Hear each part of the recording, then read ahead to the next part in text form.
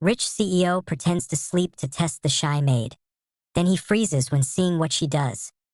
The storm outside raged like it had a personal grudge against the world. Inside the mansion, the grand clock struck midnight.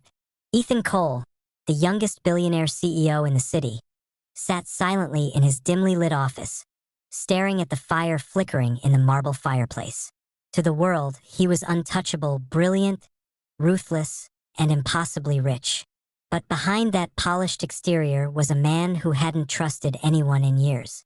Everyone wanted something from him, his money, his name, his power. Until she came along. Her name was Lila, the new maid. She was quiet, shy, and often kept her eyes down as she worked. She never tried to talk to him or impress him like the others did. There was something almost different about her. She was careful, kind, and surprisingly graceful for someone who looked so nervous all the time. Ethan found himself observing her more than he intended. She was too humble, too genuine. And he didn't believe in genuine anymore, so one evening, Ethan decided to test her. He'd heard enough stories of staff stealing or gossiping behind his back. So, pretending to be asleep on the couch in his study, he left his expensive gold watch on the table. A temptation most couldn't ignore. He wanted to see if Lila was like everyone else. When Lila entered the room quietly to tidy up, she froze seeing him there. Her breath caught. She hesitated, unsure if she should leave or clean around him. Then, she noticed the gold watch glimmering under the soft light. For a long moment, she just stared at it. Ethan, with his eyes half closed, watched from beneath his lashes, waiting. But what she did next made his heart stop. Instead of taking the watch, Lila gently picked it up with both hands and polished it with the edge of her apron. Then, with delicate care, she placed it back exactly where it was and softly whispered, "You're so tired, sir. You work too much." Her voice was full of something Ethan hadn't heard in years. Kindness. She noticed the blanket folded on the nearby chair, quietly draped it over him, and turned to leave. Ethan opened his eyes, frozen.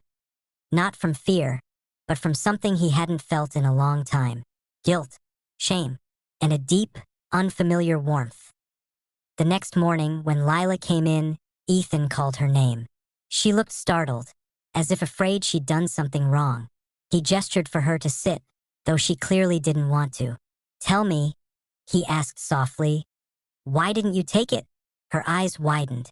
"Take what, sir?" He gave a faint smile. "The watch. You saw it." Lila's face turned red. She fidgeted with her hands. "Because it's yours, sir. And because I didn't come here for money. I just needed a chance to work. My mother's in the hospital. I can't afford to lose this job." That answer hit him like a brick.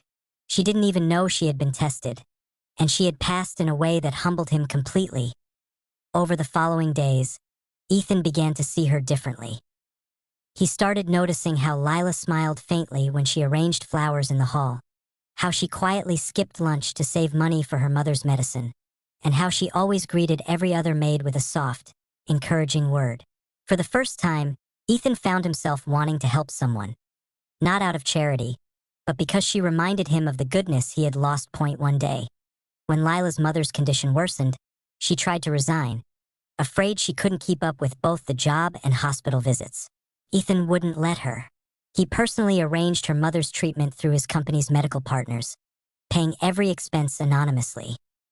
When Lila found out, she broke down crying in front of him. "Why would you do that for me, sir?" He looked at her with an expression that surprised even himself. "Because someone once saved me when I didn't deserve it. And I almost forgot what that felt like. Until you reminded me." Months passed. Her mother recovered. Lila stayed on, but things changed. She wasn't just the maid anymore. Ethan trusted her. Something he hadn't done with anyone in years. She became his assistant, helping him manage charity projects and small foundations he'd ignored before. And slowly, her kindness began to thaw the walls around his heart. The final scene shows Ethan standing by the same fireplace months later. The storm had passed, but something else had changed too. Lila entered with 2 cups of tea and set one beside him. He looked at her, smiling faintly. You know, that night you put that blanket over me, you didn't just cover me from the cold. You saved me from becoming someone I never wanted to be. Lila blushed, lowering her eyes.